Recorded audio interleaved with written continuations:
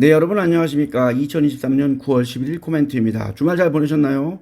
인도에서 열렸던 G20 회의가 러시아와 중국의 지도자가 빠진 상황에서 인도, 마라트라고 하죠. 인도의 위세를 확인하면서 끝이 났습니다. 모로코에서 난 지진은 지금까지 2,000명이 넘는 사망자가 나왔으며 싱가포르 정부도 미화 5만 불, 6,685만 원 정도를 기부할 예정이라고 합니다. 현재까지도 하와이의 마우이 섬에서 나왔던 화재로 인하여 66명이 실종이 된 상태라고 합니다. 그리스에서는 홍수로 11명이 사망을 했고 일본에서 13호 태풍 윤영이 간토 지방에 상륙하며 간토가 아닙니다. 간토입니다. 토요일에 100곳 이상의 산사태가 났으며 치바현 한 도시에서는 392mm의 사상 최대치의 강수량이 기록이 되기도 했습니다. 윤영이란 이름의 태풍은 홍콩의 공항이었던 카이탁을 대체한 것으로 원앙을 의미합니다. 그리고 8월 24일에 시작했던 일본의 후쿠시마 원전의 오염수를 처리한 처리수의 방류가 오늘 예정대로 1단계 방류가 끝납니다. 방류한 양은 올림픽 규모 수영장의 540개 규모이며 아직 2차 방류를 언제 할지는 발표가 없습니다.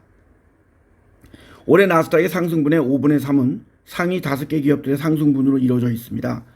여기서 상위 3개 종목의 누적 상승분을 제외해버리면 나스닥은 사실 현재 지수보다 17%가 하락한 상태가 되어야 됩니다.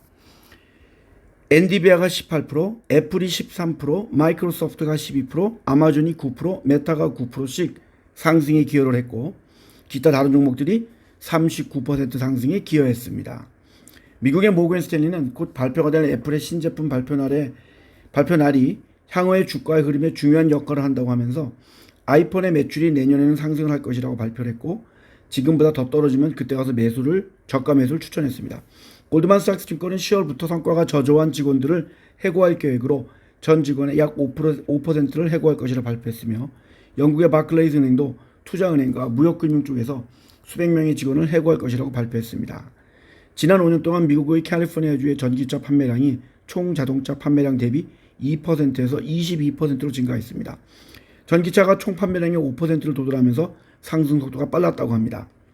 소프트뱅크가 가지고 있는 반도체 디자인 회사인 ARM의 IPO에 6배 이상의 사자 물량이 들어왔다고 합니다. 발행 규모를 반으로 줄였기 때문에 당연히 예상했던 것이며 삼성전자도 참가한다고 합니다. 엔비디아의 인공지능 개발 파트너십으로 인도의 타타그룹이 결정이 되었다고 합니다. 애플이 대화형 인공지능 개발에 매일 수백만 달러의 예산을 투입하는 것으로 전해졌습니다. 이것을 개발하는 부서는 전직 구글 엔지니어를 포함한 16명으로 구성이 되어 있으며 2018년 애플의 AI 비서 쉬리를 개선하기 위해 채용된 전문가가 이끈다고 합니다. 이렇듯 엄청나게 많은 돈이 필요하기 때문에 AI는 제가 누누이 이야기한 대로 정부의 규제도 문제지만 투자를 할 돈이 없으면 성공할 수 없는 것이기 때문에 초기에 너무 쉽게 AI라는 단어가 붙은 회사에 투자를 하면 안 된다는 것입니다. 중국의 국가발전개혁위원회는 총 투자액이 5조 2,700억 위안 956조 7,158억 원 정도에 달하는 4,894개의 주요 프로젝트에 민간 투자를 물색하고 있는 중이라고 합니다. 해당 프로젝트에는 주로 도시건설, 고속도로, 항만, 농업, 관광 등이 포함이 되어 있습니다. 2012년에 시작된 중국의 우버인 디디의 2분기 매출이 수요의 증가와 중국 정부의 규제의 완화에 힘입어 작년 동기 대비 52.6% 상승한 488억 위안 8조 8,591억 원 정도라고 발표했습니다. 하지만 순손실은 3억 위안 544억 6,200만 원 정도로 여전히 손실을 보고 있습니다. 중국의 증권감독당국은 금요일에 증시의 부양을 위해서 싱가포르의 테마섹이나 미국의 블랙락 또는 브릿지워터 같은 기관 투자자들과의 간담회를 했다고 합니다. 일본의 기시다 총리는 최근 정보위원들의 실수와 인기 없는 정책으로 인하여 지지율이 떨어지고 있으며 9월 13일에 개각을 선언한다고 NHK가 보도했습니다. 최근 각국의 여행객들이 늘면서 필리핀 같은 나라에 입국을 할 때 주의할 점으로 세관이 일부러 짐에다가 총알이나 마약을 넣은 케이스가 있기 때문에 캐리어에 주머니나 지퍼가 달리지 않은 하드케이스 가방이 좋다거나 캐리어나 가방을 비닐이나 랩으로 테이프로 똘똘 많아 밀봉해야 된다는 주의사항들이 여행사들에게서 나와서 그것을 첨부합니다. 이러면서까지 왜 가는지는 모르겠습니다. 해발 3,776m의 후지산에는 낮과 밤에도 장사진으로 등산객들이 올라가고 있으며 이들이 버린 쓰레기와 빈병들이 너무 골칫거리가 되고 있다고 발표했으며 현재까지 한 명이 사망했다고 합니다. 야마나시현의 경우 2012년부터 2019년까지 방문객이 2배로 늘어난 510만 명이 되었고 코로나19 이후 중국 사람들과 한국 사람들까지 몰리면서 후지산 근처인 시즈오카현과 야마나시현은 상당한 고민을 하고 있다고 합니다. 사진 첨부했습니다. 중국의 단체 관광객들이 방한을 하기 시작하면서 최근 명동을 비롯한 한국에도 상당히 많은 중국인 관광객들이 몰리고 있다고 합니다. 한국관광공사에 의하면 2019년 602만 명이 방한을 했던 중국인은 올해 1월부터 7월 사이 77만 명이 들어왔고 올해의 목표는 200만 명이라고 합니다. 참고로 2021년은 17만 명이, 2022년엔 23만 명이 방한을 했습니다. 이것도 도표를 카페에 첨부했습니다. 관광객들이 많이 몰려가는 베트남의 베트남 항공도 100억 불, 13조 3,700억 원 정도 규모의 보잉 737 맥스 50기를 주문했습니다. 일론 머스크는 우크라이나가 요구한 스타링크를 러시아 공격에 도와달라는 것을 드론 공격에 쓰면 안 된다고 하면서 거절했으며 그는 초기에는 러시아가 어떤 일을 할지 몰라서 스타링크를 아예 껐다고 합니다. 러시아는 미국과 EU의 제재로 인해 구매자의 목록이 크게 제한이 되어 있는 것을 다양화하기 위한 첫 원유를 브라질로 선적을 했습니다. 기존에는 인도와 중국의 수입에 크게 의존을 하고 있었습니다. 브라질 또한 석유의 생산국이자 수출국이지만 국내 정유의 수요를 위해 이번에 수입을 했다고 발표했습니다. 수만 명의 우크라이나인들은 젤렌스키 대통령에게 관리들의 자산을 공개적으로 신고해야 하는 요구사항을 지연시킴으로써 관리들에게 책임을 묻기 위한 노력을 방해했다고 믿고 있기 때문에 이 법안을 다시 살리라고 요청했습니다. 우크라이나 의회도 9월 5일에 자산의 내역을 공개하는 것을 1년 동안 대중에게 공개하지 하지 않기로 한 결정을 중지하고 다시 부활시키라고 했습니다. 누누이 제가 이야기합니다만 우크라이나의 부정과 부패는 전쟁 전이나 전쟁 후나 나아지지 않고 있습니다. 그렇기 때문에 EU나 나토의 가입이 어렵다고 보는 사람들이 많습니다. 젤렌스키의 고향을 비롯한 우크라이나의 중부와 동부 지역이 러시아의 폭격으로 4명이 죽고 수십 명이 부상을 입었으며 러시아는 합병을 하고도 여전히 통제하지 못하는 4곳 도네츠크, 루한스키, 키에손, 자포리지아에 대한 통제력을 강화하기 위해 금요일부터 토요일까지 지방선거를 실시했습니다. 이미 키우 정부와 서방 세계는 이 선거의 결과를 인정하지 못한다고 했습니다. 미국 가계의 순자산은 부동산 소유 및 주식의 가치가 상승해서 2분기에 사상 최대치를 기록했습니다. 금요일에 발표된 페드의 보고서에 의하면 2분기 동안 5조 5천억 달러, 7,353조 5천억 정도가 늘어나서 작년 동기 대비 3.7% 상승을 했고 2분기의 주식 보유 가치는 2조 6천억 달러, 3,476조 2천억 원 정도가 증가했고 가계가 보유한 부동산의 가치는 25억 달러, 3조 3,425억 원 정도가 증가했다고 합니다.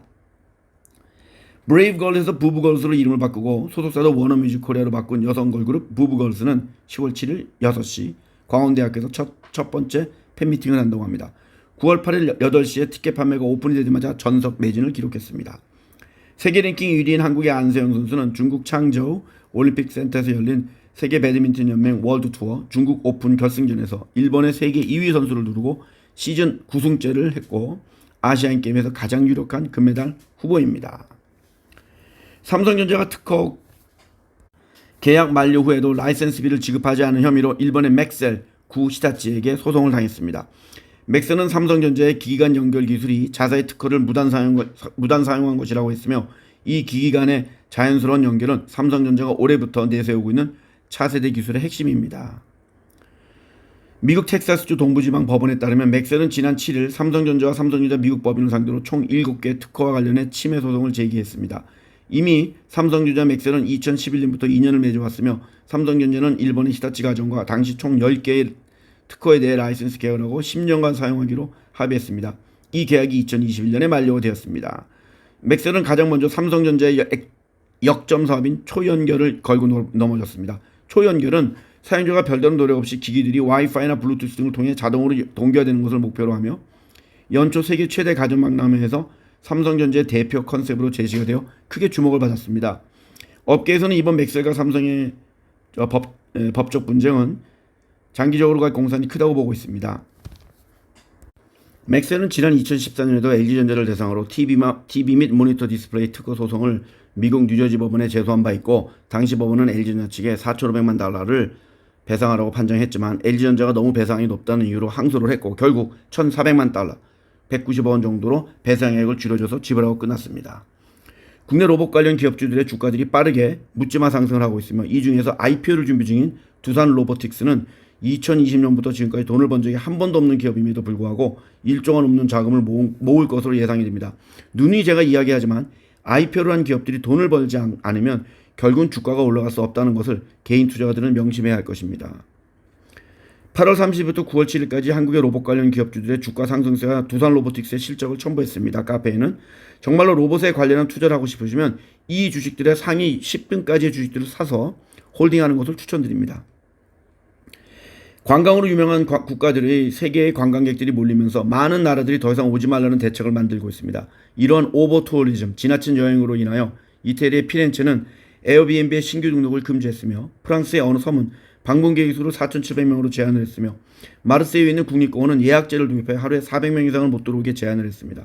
일본의 도쿠시마 현의 변화가에는 택시를 기다리는데 최소 1시간이 소요가 되며 밤 11시 이후에는 택시를 볼 수 없다고 했으며 하와이는 인력과 교통과 쓰레기 문제가 너무 심각하여 당분간 해외 관광객을 늘리지 말자는 취지로 관광청을 해산할지를 검토 중이며 필리핀의 보라카이 섬에도 해양 쓰레기로 인한 생태계 오염이 우려된다는 보도가 나오고 있습니다.